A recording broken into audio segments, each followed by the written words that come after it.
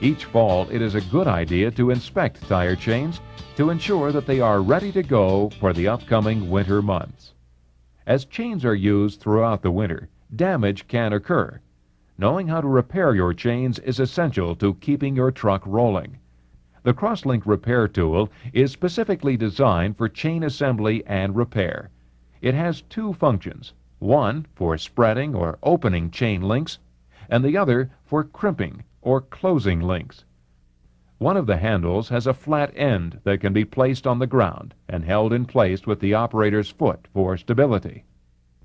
These are new crosslinks. Their ends are open and ready for placement.